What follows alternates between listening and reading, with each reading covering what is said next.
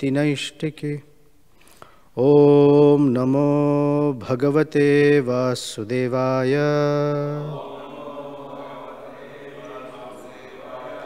ओम नमो भगवते वासुदेवाय।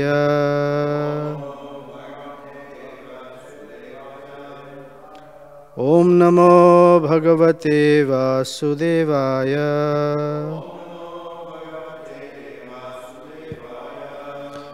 Granth Srimad Bhagavatam, Canto 10, Chapter 1, Text 34 and 35.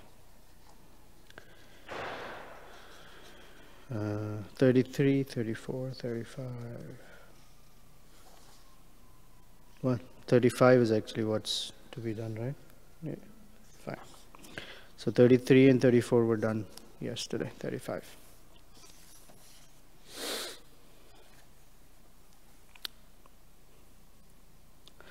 Iti ukta sakala papo bhojanam kulapam sanaha bhaginim hantum arabdham khadgapani kache grahit. Iti ukta sakala papo bhojanam kulapam sanaha bhaginim hantum arabdham khadgapani kache grahit. Iti yukta sakala papo bhojanam kulapam sanaha bhaginim hantum arabdham khadgapani kache grahit.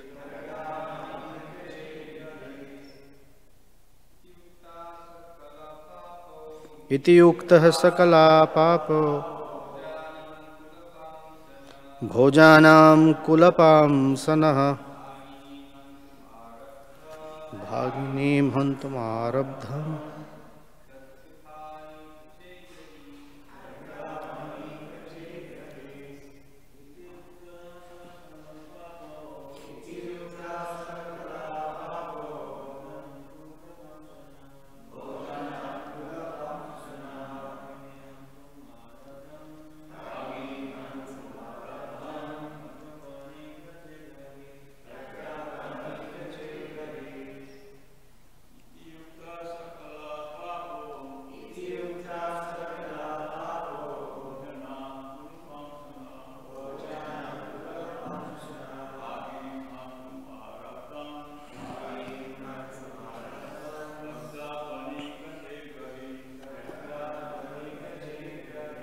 Mataji. Iti yukta sakhala papa bhojanam kulapam sanaha bhaginim hantum arabdham khadgapani kache grahit. Iti yuktaha, thus being addressed. Saha, he, Kamsa. Khalaha, envious. Papaha, sinful. Bhojanam, of the Bhoja dynasty. Kulapam sanaha, one who can degrade the reputation of his family. Bhaginim, unto his sister. Hantumarabdham, being inclined to kill. Khadgapani, taking a sword in his hand. Kache, hair. Agrahit, took up. Translation and purport by Srila Prabhupada ki jai. Kamsa was a condemned personality in the Bhoja dynasty because he was envious and sinful. Therefore, upon hearing this omen from the sky, he caught hold of his sister's hair with his left hand and took up his sword with his right hand to sever her head from her body. Purport. Kamsa was driving the chariot and controlling the reins with his left hand. But as soon as he heard the omen that his sister's 8th child would kill him, he gave up the reins, caught hold of his sister's hair, and with his right hand took up a sword to kill her. Before, he had been so affectionate that he was acting as his sister's chariot driver. But as soon as he heard that his self-interest or his life was at risk, he forgot all affection for her and immediately became a great enemy. This is the nature of demons. No one should trust a demon despite any amount of affection. Aside from this, a king, a politician, or a woman cannot be trusted, since they can do anything abominable for their personal interest. Chanakya Pandit therefore says, Vishwasunaiva kartavyah strishu rajukuleshu cha. Om Ajnana Timirandhasya Jnananjana Shalakaya Chakshurun Militam Yena Tasmai Shri Gurave Namaha Shri Chaitanya Manobhishtam Sthapitam Yena Bhutale Swayam Rupa Kadamahyam Dadati Swapadantikam Vancha Kalpatarubhyascha Kripa Sindhubhya Evacha Patitanam Pavanebhyo Vaishnavebhyo Namo Namaha Sri Krishna Chaitanya Prabhu Nityananda Shri Advaita Gadadhara Shrivasadi Gaura Bhakta Vrinda Hare Krishna Krishna Krishna Hare Hare Hare Rama Rama Rama Hare Hare.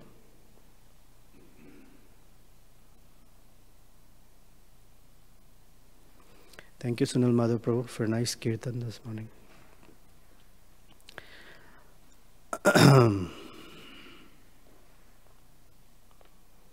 There is a very wonderful verse in the 5th canto of Srimad Bhagavatam that says that in a devotee, all the great qualities of the demigods reside. And one who's not a devotee cannot have any good qualities.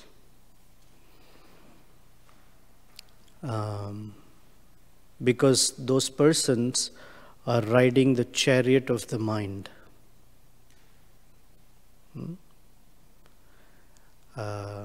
Manoratha.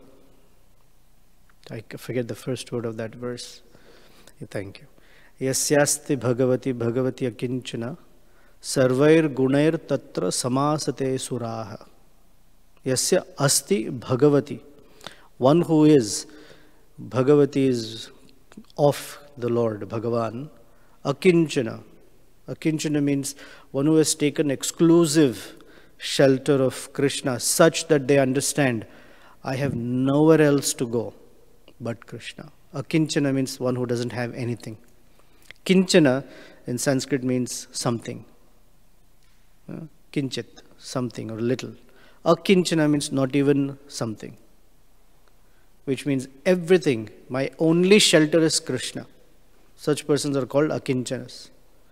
So, yasya asti bhagavati akinchana. Such a personality, sarvair, gunair, samasate suraha. In them, they become the embodiment of all the great qualities of the demigods. Hara bhaktasya. Hara avabhakta means one who is abhakta, one who is not a devotee of the Lord. Kuto mahadguna. Where can there be any good quality?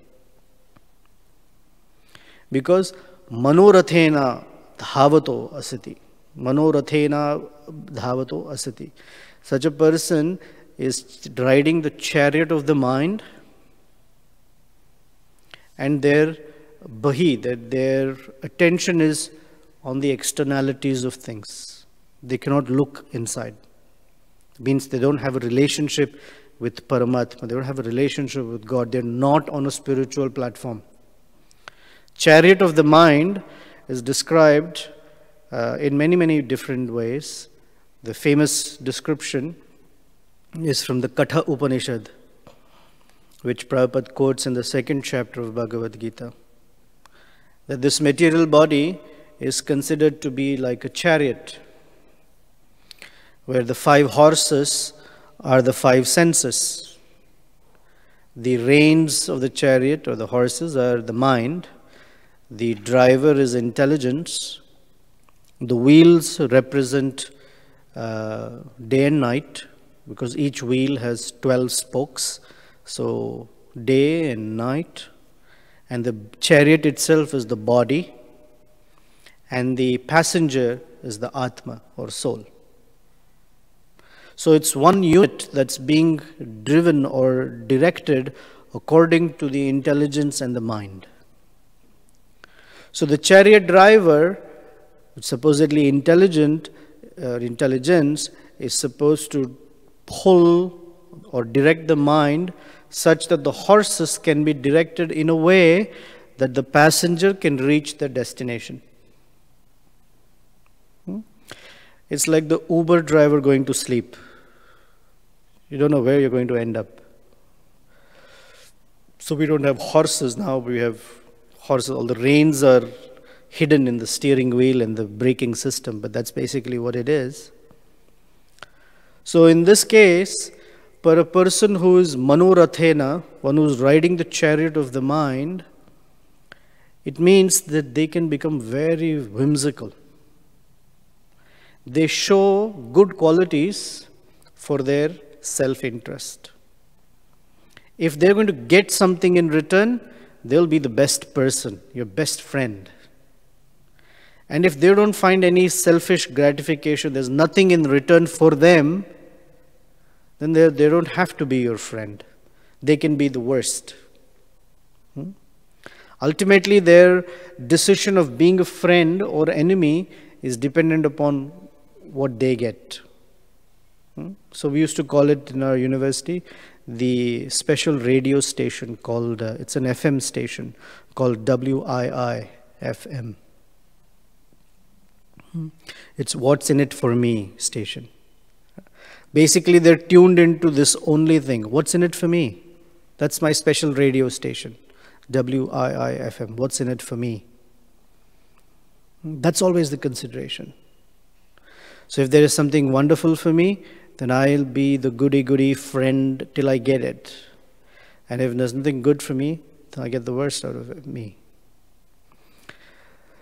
So in the old Panchatantra stories, like Aesop's fables, there was Panchatantra.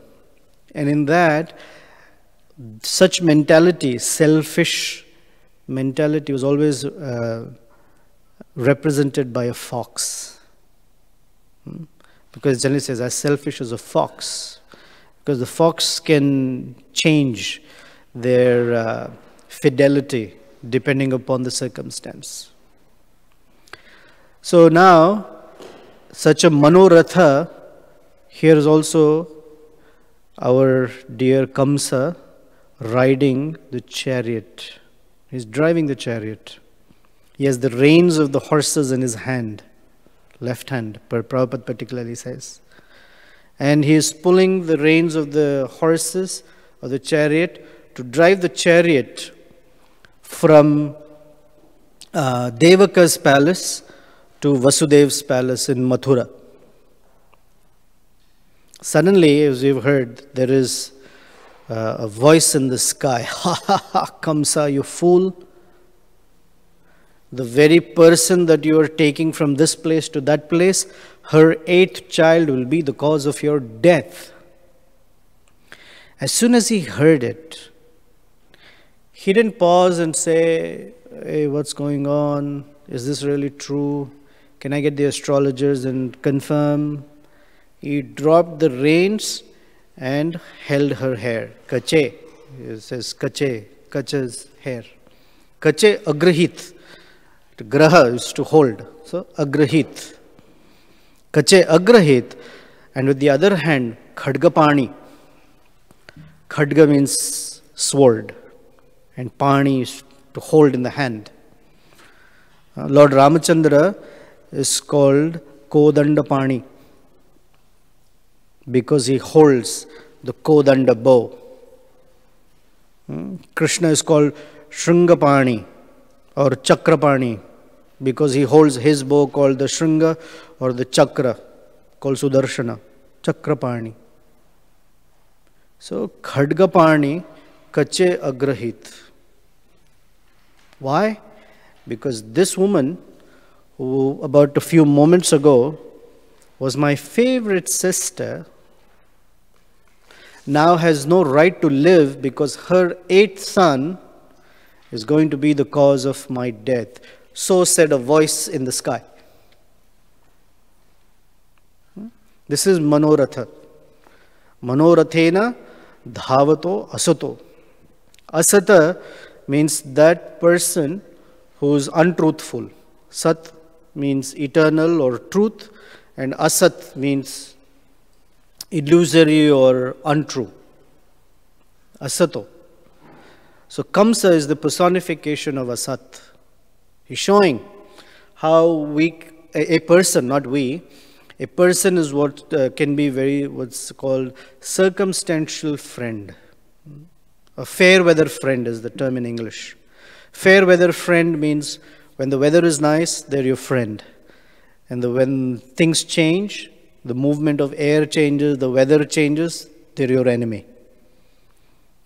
More specifically, fair weather means when there is something for them, they're your friend or they're your worst enemy. All selfish considerations. When friendship, on the other hand, is a bond of selflessness. So such friends, here Prabhupada says, cannot be trusted. And so he says, demons cannot be trusted. The reason demons cannot be trusted is because demons don't have depth of character. The depth of character is that when a person is a devotee of Krishna, then they fulfill their obligations to the highest degree. The obligation of loyalty or fidelity, the obligation of friendship, because friendship is a pact among equals, that we are here for each other, in good times and in bad times. When things are good, we look after each other. When things are bad, we look after each other. This is friendship. And one of the highest forms of friendships is described in the Ramayana between Sugriva and Lord Ramachandra. And I'm studying that very section where Sugriva, because unfortunately he's a monkey, although he's a king of the monkeys, he has just won his kingdom and he is reveling in alcohol and all these angelic women next to him, Tara and Ruma and all these queens. And he has forgotten what he is supposed to do for Lord Ramachandra because it's the time of what we call Chaturmas, the 4 months of the rainy season where nothing is done. Everyone's supposed to stay indoors and study the Vedas and things like that. Sannyasis don't travel. Lord Ramachandra is waiting in a cave. Sugriva is frolicking in severe, heavy sexual indulgence, to such a degree that his eyes are rolling in their sockets. His eyes have become copper red. His hair is disheveled. The garlands on his body are all scattered. His jewels are scattered. His crown is not in its right position. He can barely stand up. The whole place is filled with incense and the fragrance of musk. The women in his palace and in his quarters, they're not even dressed properly. It's all like super intoxicated condition. And Lord Ramachandra is waiting. Rainy season is over and Sugriva hasn't done what he's supposed to do. So Lakshmana becomes very angry. And he goes and is described that when Lakshmana is walking towards Sugriva's palace, he's hissing like a cobra.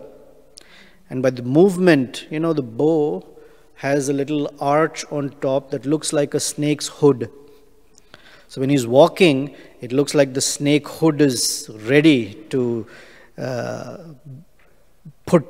spray poison.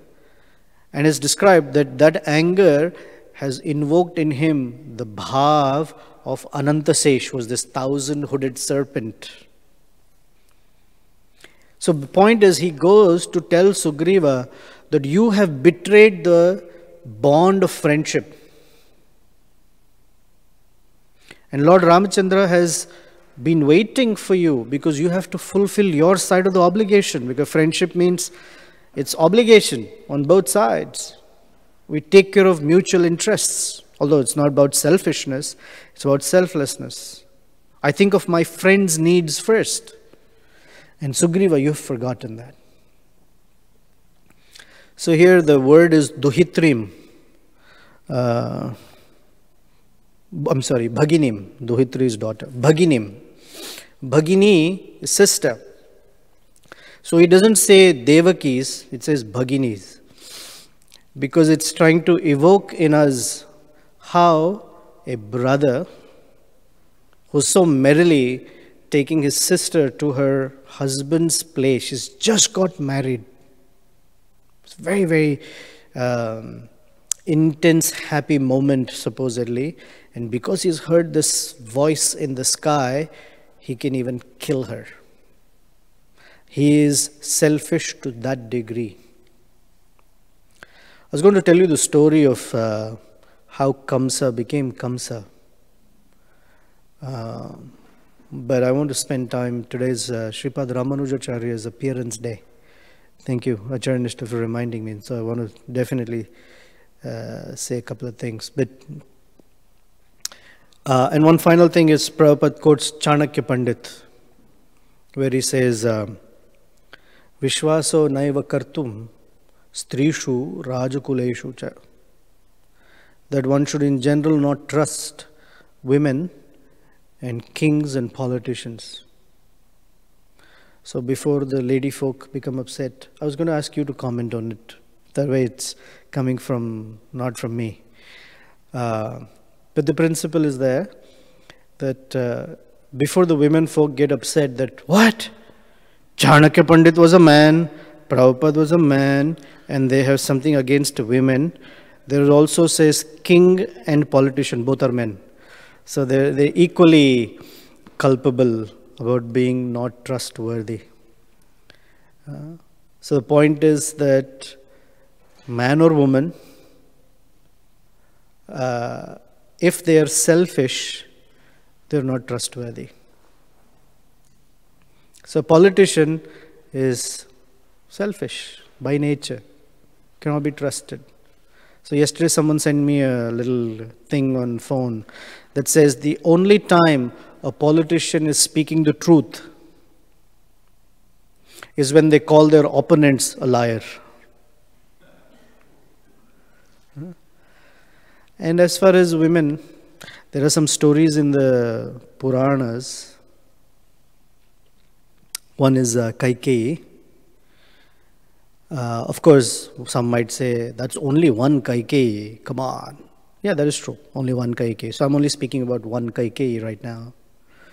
That Kaikeyi, when Lord Ramachandra was going to be coronated the next day, because of Manthara's association, bad association, her selfishness for her own son and her own situation superseded her love and affection for Lord Ramachandra.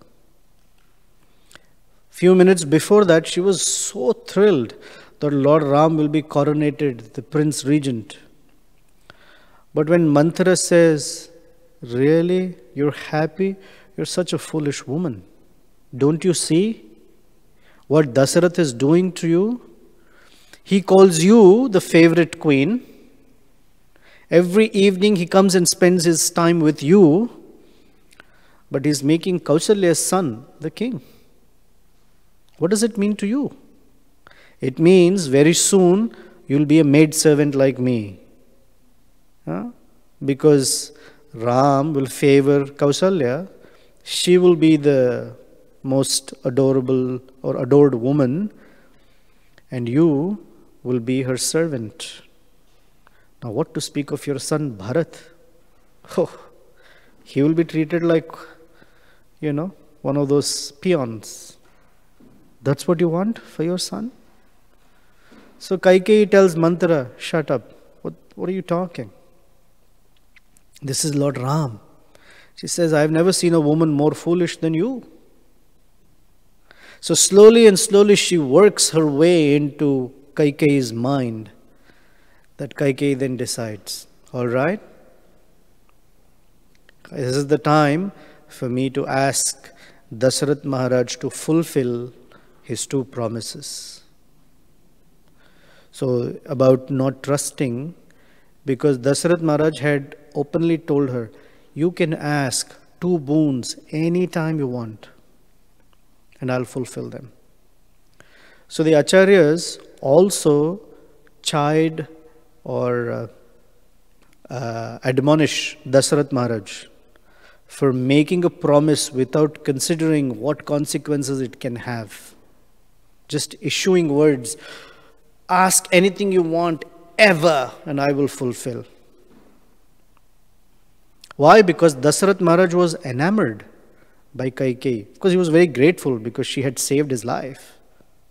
When someone saves your life or you feel like that, then you have a sense to say, oh, whatever you say, I will give my life for you. But someday if they come and say, all right, here's the time, give your life. I meant something. And Kaikeyi came and said, this is the time for you to fulfill your promise. And what are the 2 promises? Bharat should become the king. And even worse, Lord Ram should go to the forest for 14 years. In the Mahabharata, there is another instance that after the war is over, you see in Bhagavatam, it opens with the ladies were ahead, all the men were behind, and Lord Krishna also went to the Ganges to offer, it says, Udakan, to offer water to all those who have departed in the war. So in the Mahabharata, it's described that when we went to the Ganges, each person's family member was given udaka. I don't want to get into the details of how it works, but the Garuda Purana explains that after a person leaves, it takes them 1 year on earthly time to reach Yamaraja's place. So the subtle body is still thirsty and hungry. So it has to be offered food and water. It's called Pindodaka. Udaka means water and Pinda is rice and moong dal. So Pindodaka has been offered every month because in that scale of time it is 13 days, but in our scale it is 13 months. Right? Because in lower planets the time is smaller than, right? Our 6 months is 1 day up there. So our 1 month is 1 day down there. So 13 months you have to offer so that every day that preta, the subtle body, gets food and water. So when they went to the Ganges river, the hand that came out was of Karnas. So everyone was surprised. Karna? Why Karna? At that time, Queen Kunti discloses her situation. You see the picture of Surya Deva. She says, Karna is actually my first son. So Yudhishthira Maharaj becomes very upset because all 5 of the younger brothers killed their oldest brother. So he asks Kunti Devi, why didn't you tell this to anyone? She says, no, I couldn't say because it happened when I was very young. So Yudhishthira Maharaj, in the mixed emotions of sadness and anger, utters a statement that from here on, women can never keep secrets. That's his, I guess, frustration. Anyway, please don't kill me on this one, but that's the topic. So generally, when Chanakya Pandit says kings, women, politicians cannot be trusted, the understanding is If you sense selfishness in anyone, it's an indication that they cannot be trusted. Because according to their selfishness, they will move. They will move from the position of fidelity. They will move from the position of character. They will move from the position of values. Right? See, in the chariot example, intelligence, buddhi, is our values. And the mind has to be controlled by a sense of value. So, for example, stealing. We are told, you should not steal. It's an ethical value. But if the mind says, it's okay, this condition you can steal, then that certain value, that intelligence has lost its capability to tell the mind, no. In whatever condition, you don't steal. So, this is where if the value that one is carrying of friendship or fidelity becomes subservient to the selfishness in the mind, then the person cannot be trusted because it's manoratha.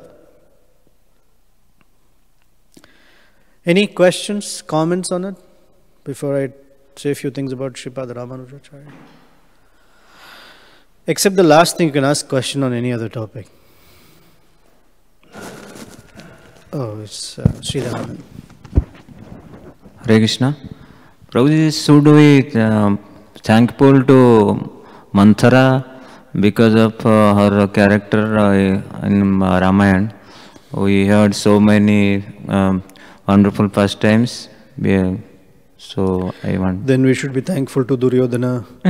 We should be thankful to Shishupal. We should be thankful to Kamsa. Well, thankful, no, but we appreciate the way. We appreciate the way in which Krishna orchestrates his Leela.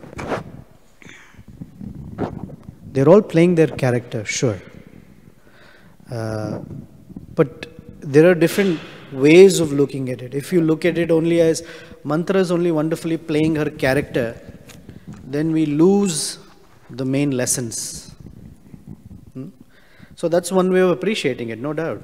After all, Kamsa and Shishupal, Dantavakra, they're all Jain, Vijayan, you can say it's just a Leela, but there's something to learn. What can we learn from Kamsa's situation here? It says, Duhit Bhaginim cha. That we are in a community where everyone is our brother and sister, in one sense, right? We are all part of Prabhupada's family and all that. And if we are behaving like friends, but something happens, and in a moment our friendship goes down the drain because someone said something, or I just found out that a voice in the sky for us is usually a voice in the brain, a mind, something says, that person is not your friend. Oh, from tomorrow is like immediately I have a change in fidelity. That's the message. That we so easily go from friendship to animosity without any thought, because suddenly my sense of being is being threatened. That's what comes as demonstrating. A demon quality is that friendships become so fragile. This is Bhagini, my own sister. He's not even thinking, this is my sister. Immediately.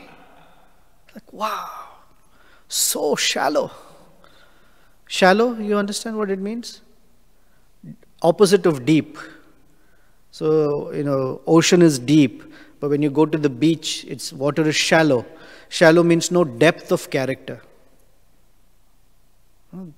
We're meant to be deep persons. So shallow. Everything is shallow. Bhakti is shallow. Friendships are shallow. Relationships are shallow. When these things happen, then there's no character. Then instead of not trusting others, we become untrustworthy. That's the lesson from Kamsa. So circumstantial.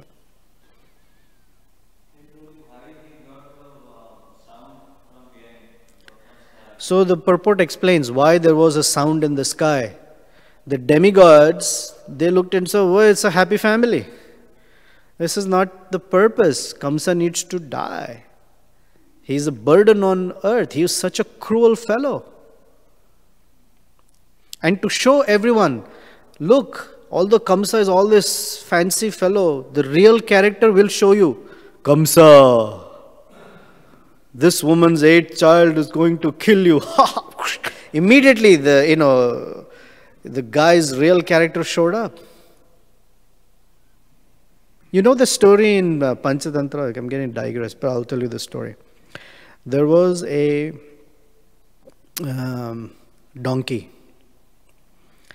that was roaming here and there, and one day fell into a big vat of indigo. The dye becomes blue, Neela, right?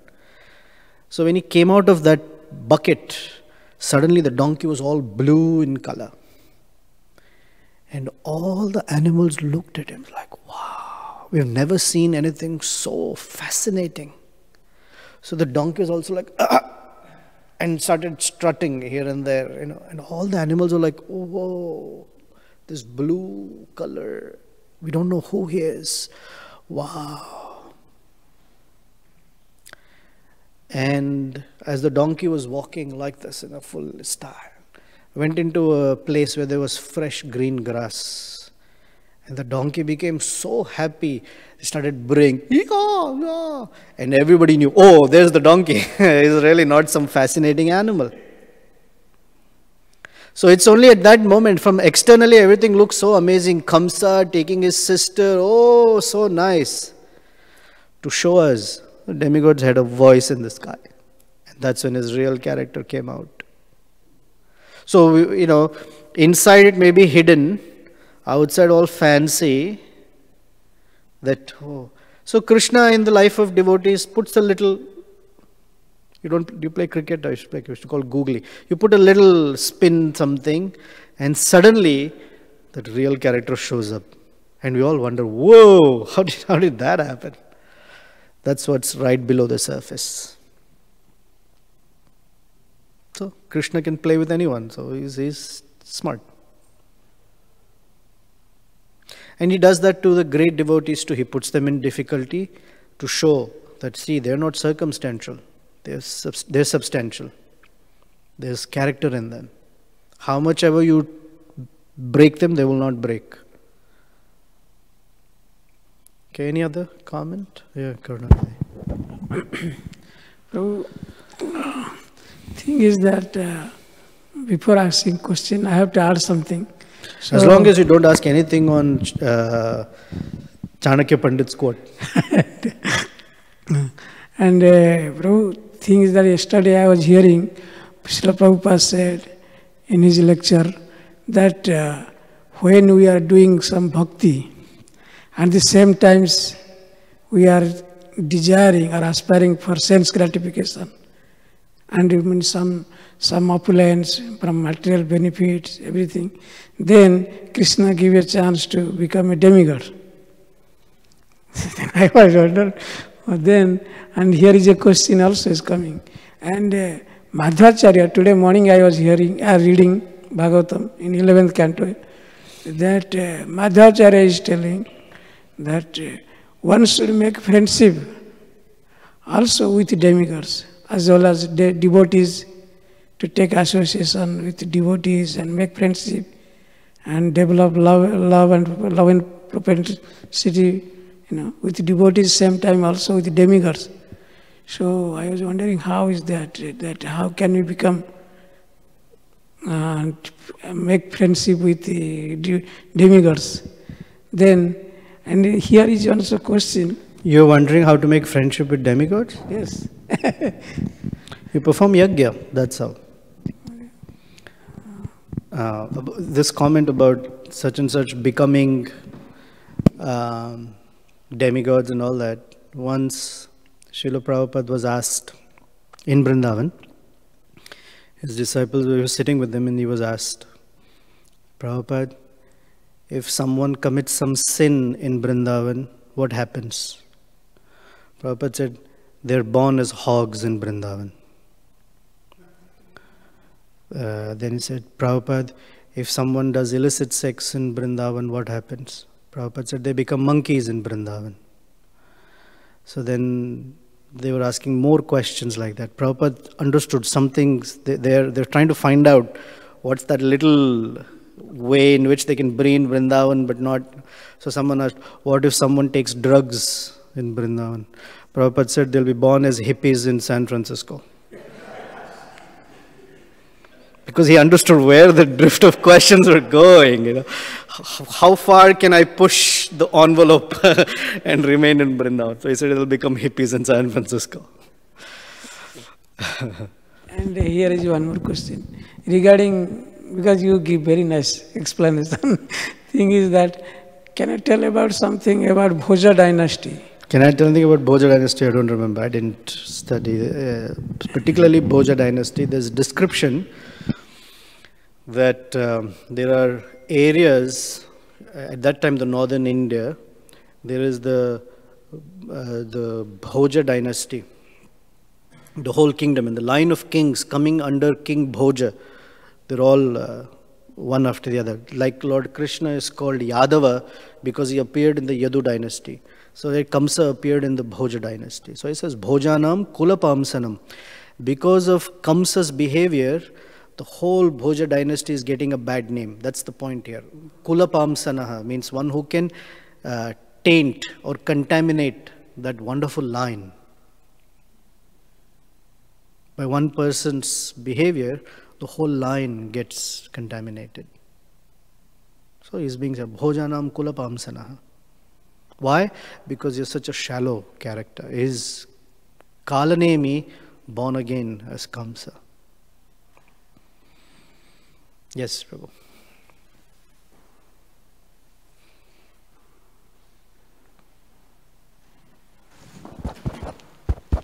Hare Krishna, Prabhu. Thank you for your class. Very enlightening and funny, as always. You were mentioning, I have a common question, but you were mentioning that Chanakya Pandit, is how you pronounce it, says you can't trust women, or you were mentioning men, but... King and politicians. Yeah. And one thing I appreciate about what Arjuna says in chapter 6 of the Bhagavad Gita, he says, not only can we not trust women or men, he says, I can't even trust myself. The mind is, it is easier to control the wind than the mind. There's a quote by Aristotle, I really appreciate it. He says, the wicked man cannot be in a position of a friend, even toward himself, because he has nothing in himself which can incite the sentiment of friendship. It is man's duty to flee from wickedness with all his might, and strive to be good, and thus may he come to be friends with himself, and may come to be friends to another. So my question, aside from that point, my question was, I really appreciated your point where you mentioned that our mind is like an omen. It's always giving us omens to ruin our relationships. And I thought that was a good point because we see sometimes we hear rumors, or our mind gives us our own rumors. And like Counselor, he heard only a rumor, or it is mine. And he was willing to have so much hatred towards even his sister, which to speak of others. But we can see Prahlad Maharaj, he also had his, I'm kind of contrasting the points of view. Prahlad Maharaj, he also heard a rumor, which was the truth. My dear Prahlad Maharaj, your father is coming to kill you. And his response was, my father may be a controller, but he's not the controller.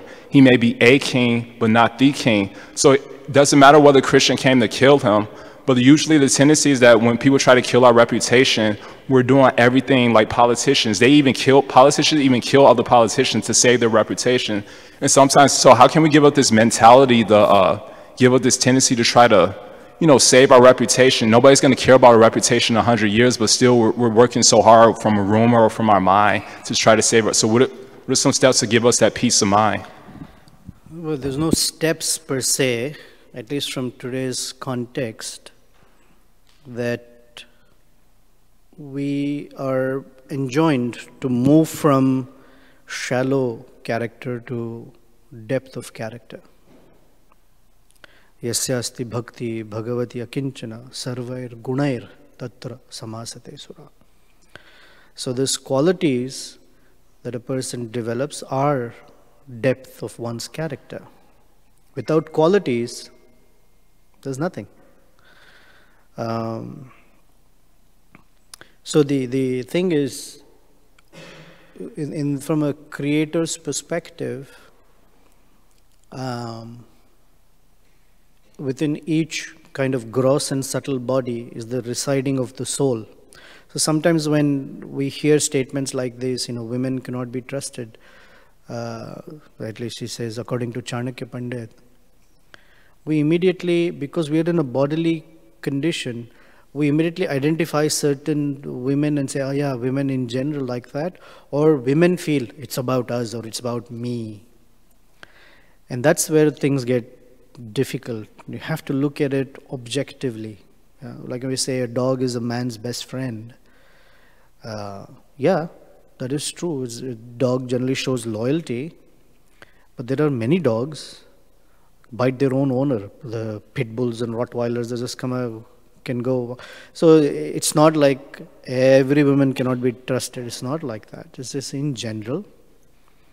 The psychophysical nature of a woman or a politician or a king is such that their tendency to gravitate towards selfishness is high. So back to these qualities, without depth of qualities, there isn't something to have a relationship with anyone. So in the context of qualities, when Ramanujacharya was a very young boy, he was in the school of Yadava Prakash. Yadava Prakash was the most popular impersonalist in that area. So Sripad Ramanujacharya was born exactly 1001 years ago. 1017 is when he was born. And this is 2018. And he was born in a small town called Sri Perumbudur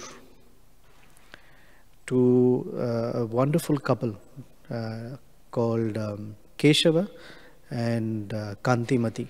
Asuri Keshava and Kantimati.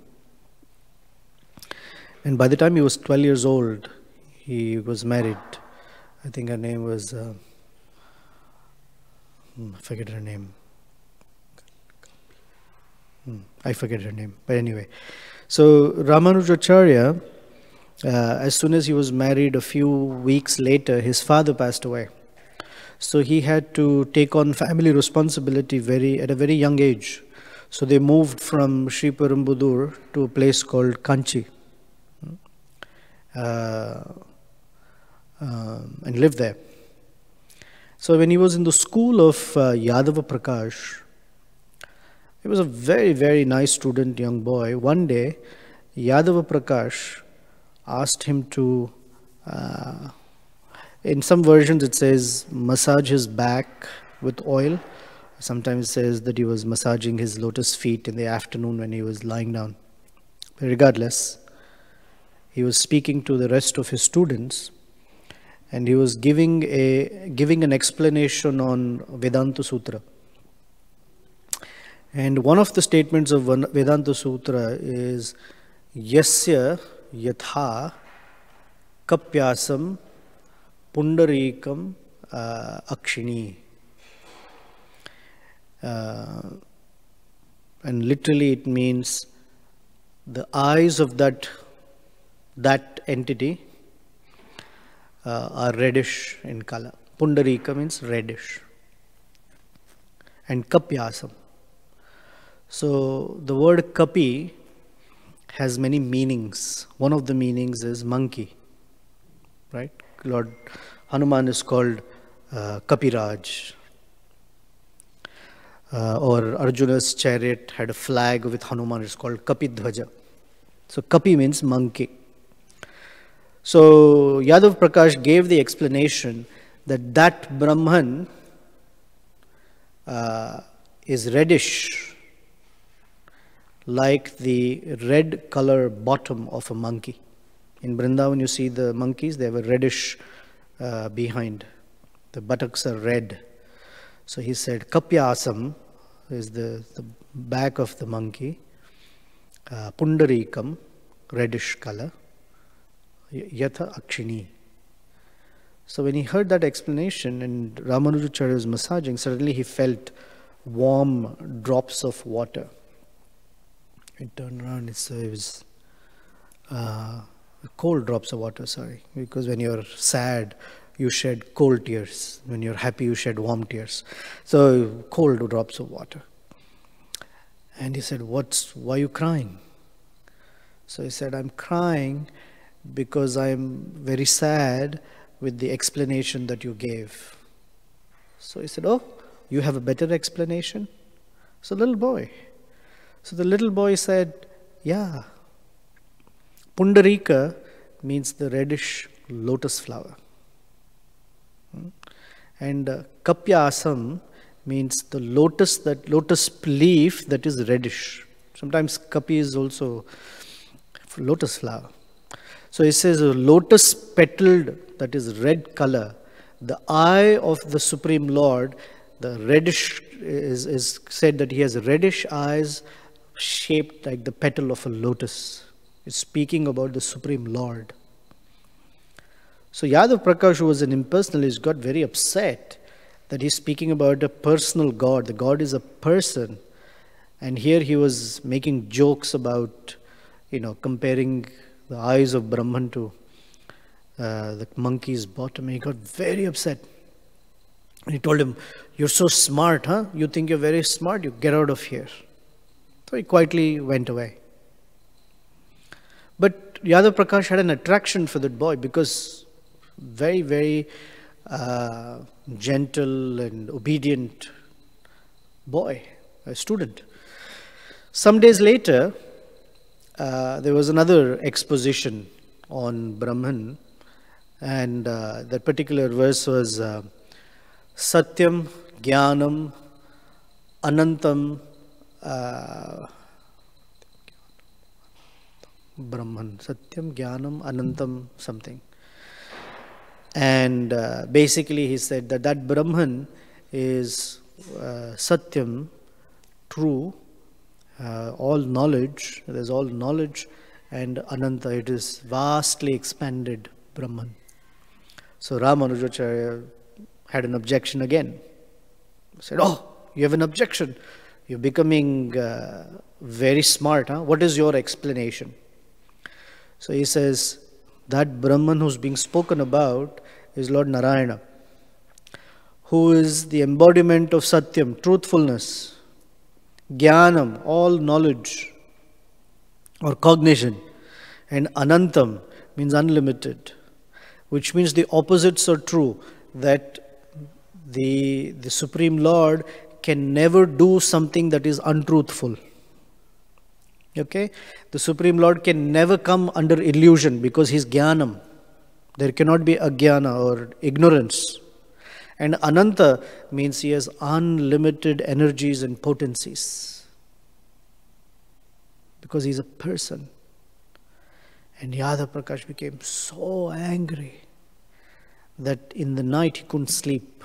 He was very agitated. And some of his students saw the agitation in Yadav Prakash, and they suggested we should kill Ramanuja. Otherwise he'll be a big threat to you. And Yadav Prakash agreed. He didn't disagree, but he agreed. So there was a plot to kill that young boy. So this is the greatness of Ramanuja. As a young boy, he could defeat the best scholar in town and all of that region. And he propagated the philosophy called Vishishta Advaita. Vishishta Advaita means qualified oneness.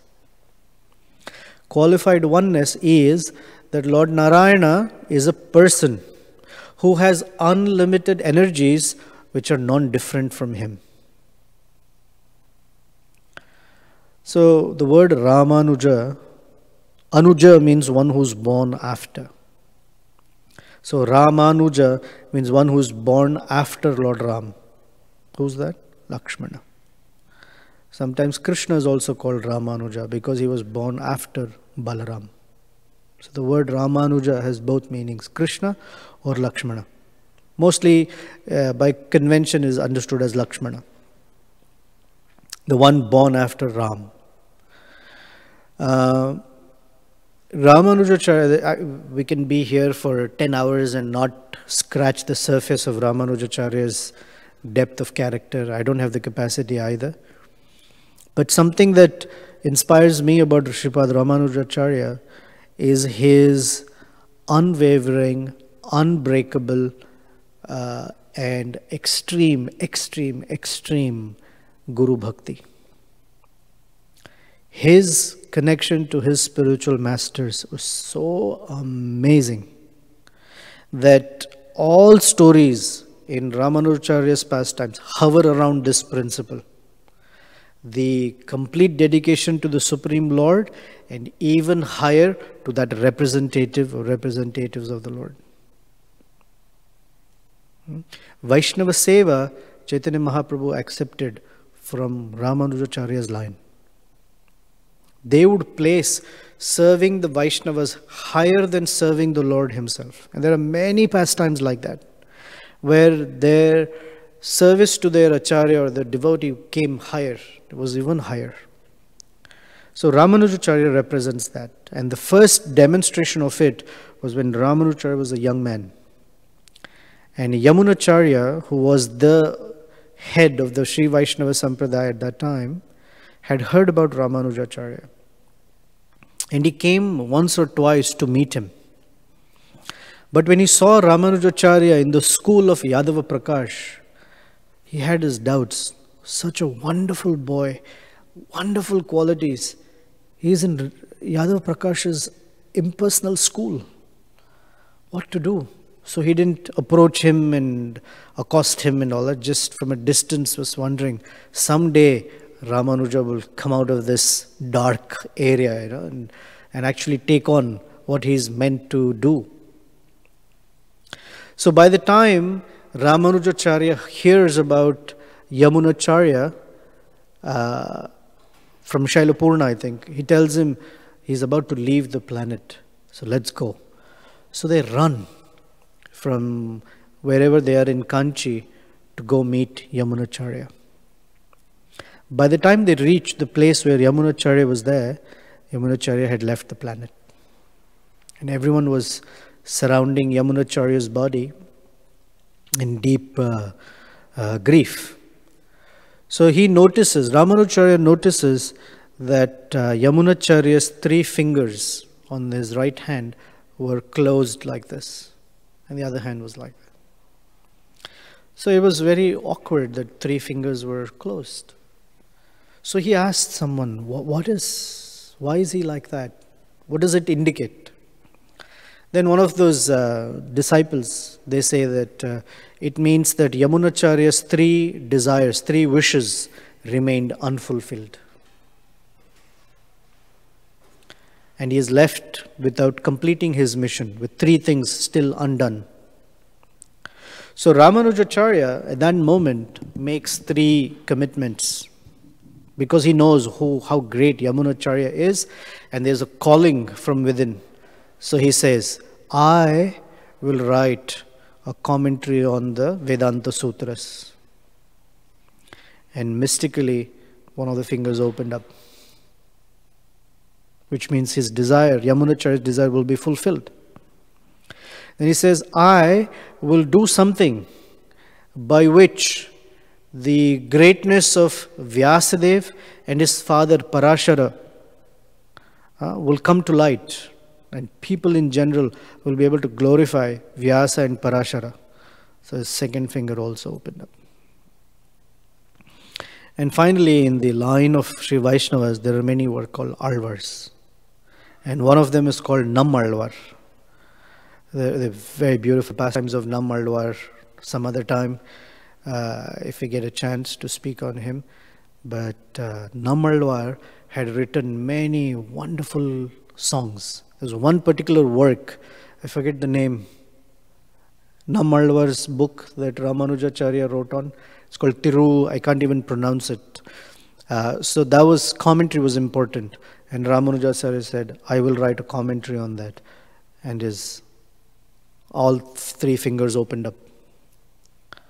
So that was his niche, the depth and the strength of relationship with the predecessor acharyas, gurus.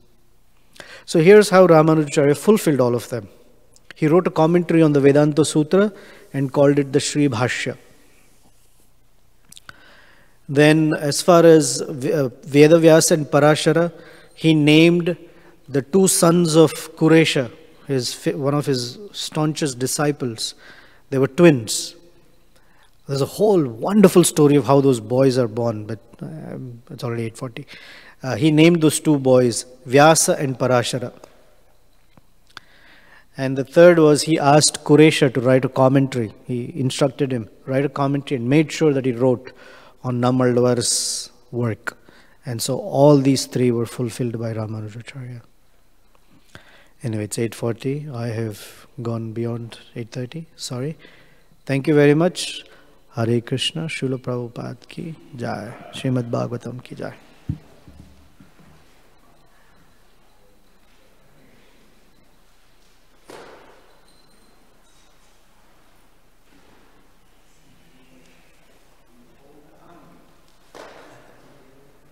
I know this is not going to change anything, but I think that concepts like this, They appear misogynistic.